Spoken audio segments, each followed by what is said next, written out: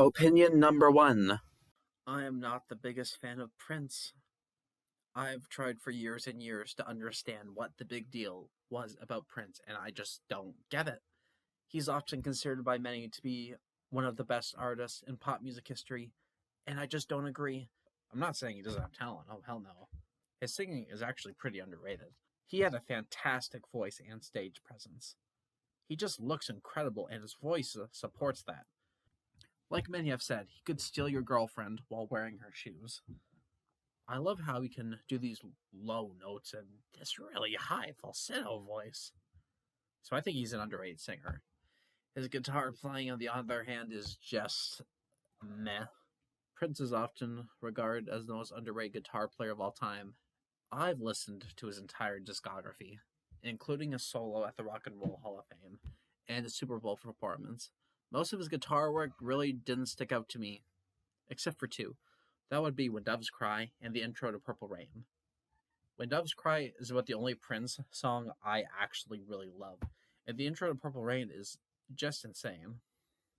I've learned to play the song on guitar, and it boggles my mind. How the hell did someone come up with these chords? I think the solo for Purple Rain is just really boring.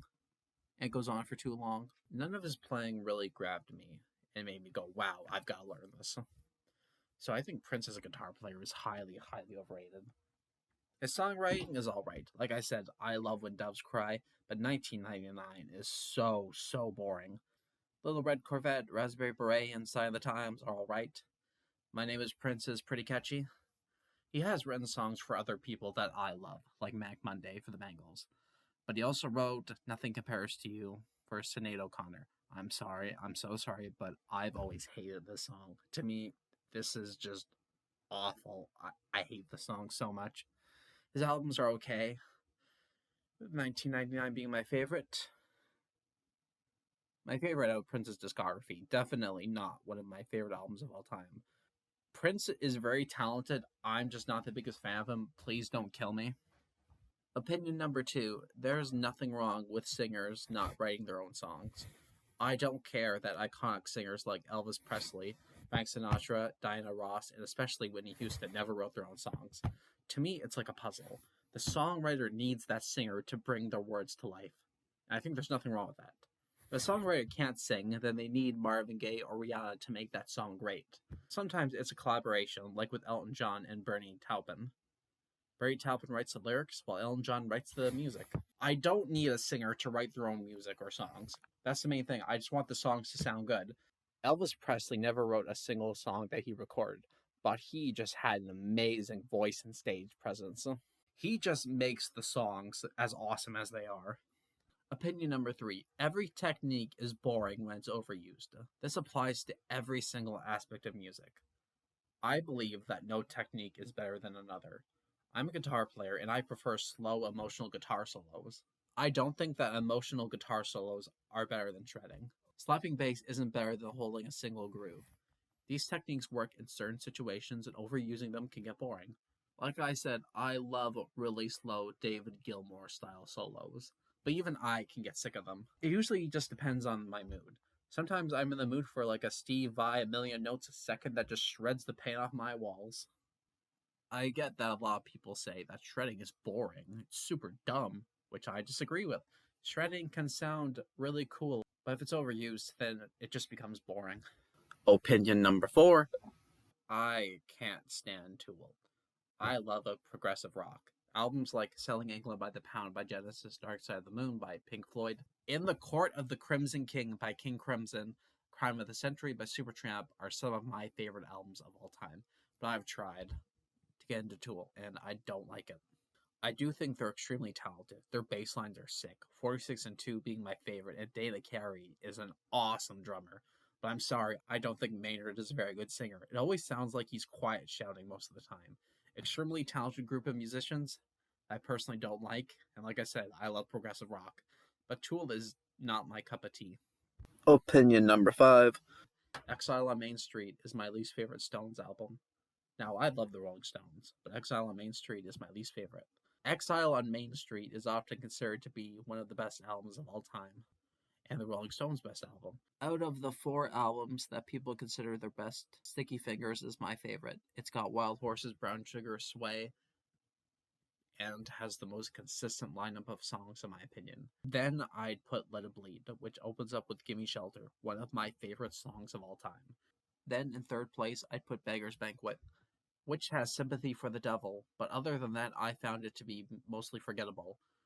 Each one of these albums has at least one song that I love. Exile on Main Street just sounds like an entire album of filler. It sounds like the forgettable songs on their other albums. Other than that, it just goes in one ear and out the other.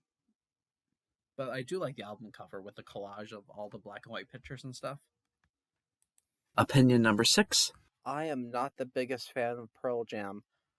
I'm sorry, it's just I cannot stand Eddie Vedder's 90s sort of sing where everyone sounds like this, yeah. I don't mind other grunge bands like Nirvana, Soundgarden, Alice in Chains, and even Stone Temple Pilots. I do think they're pretty talented musicians, and I like a couple of their songs. Alive, Jeremy, and Even Flow are really good songs. The song Black is honestly amazing. The lyric, I know someday you'll have a beautiful life. I know you'll be a star in someone else's sky, but why couldn't it be in mine? Honestly, that's an amazing lyric. So I think Pearl Jam is really talented, but I just don't like Eddie Vedder singing. Opinion number 7. I am not the biggest fan of Stevie Ray Vaughan. I'm a huge fan of blues guitar. Guitarists like Jimi Hendrix, Eric Clapton, Duane Allman, Robert Johnson, and Jeff Beck. Jimmy Page is my all-time favorite guitarist, but I, for the life of me, don't like Stevie Ray Vaughan. His playing does nothing for me, which sucks because the dude's an awesome guitar player. Being able to break a string and swap guitars without losing a beat is pretty boss. To me, his playing is just boring. His cover of Little Wing honestly puts me asleep. It doesn't sound like anything. I'd easily take the Hendrix version over it. I respect Stevie Ray Vaughan as a player, but I don't like his playing that much. Opinion number 8. Inner Visions is a better album than Songs in the Key of Life. Why? Because longer doesn't mean better. To me, Inner Visions is a more cohesive album, while Songs in the Key of Life kind of sounds the same.